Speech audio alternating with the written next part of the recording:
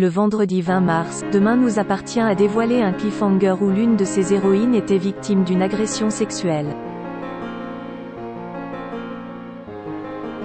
Les fans vont devoir patienter pour découvrir les conséquences du drame vécu par Amanda à l'issue de la soirée organisée pour les 3 ans du Spoon.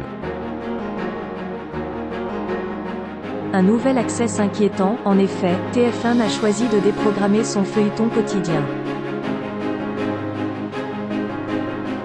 Depuis le lundi 23 mars, une nouvelle offre a été installée en Access Prime Time. 7 à 8, historiquement diffusé le dimanche, a été propulsé en quotidienne. Bien qu'il entendait accompagner les Français pendant le confinement, Harry Roselmack est en difficulté d'audience. Ce mercredi 1er avril, 7 à 8 la quotidienne s'est maintenue sous le seuil inquiétant des 10%. En plus de N'oubliez pas les paroles et le 19/20 de France 3, M6 est désormais devant TF1 avec Tous en cuisine avec Cyril Lignac.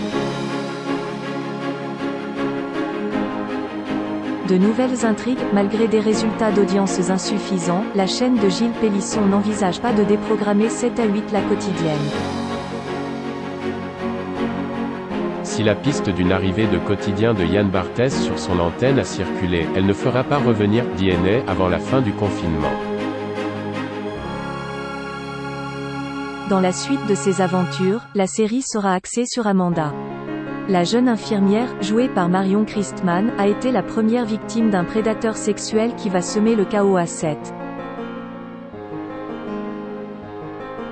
Une série de nouveaux départs, Martin ne prend pas au sérieux le témoignage d'Amanda. Alors que Marianne et Morgan sont dans le viseur du prédateur, le commissaire ne voit pas l'intérêt d'ouvrir une enquête.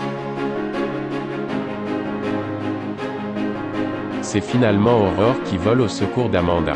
L'attitude de Martin ne reste pas sans conséquence puisqu'il a tenu des propos déplacés à l'encontre de l'infirmière de l'hôpital Saint-Clair.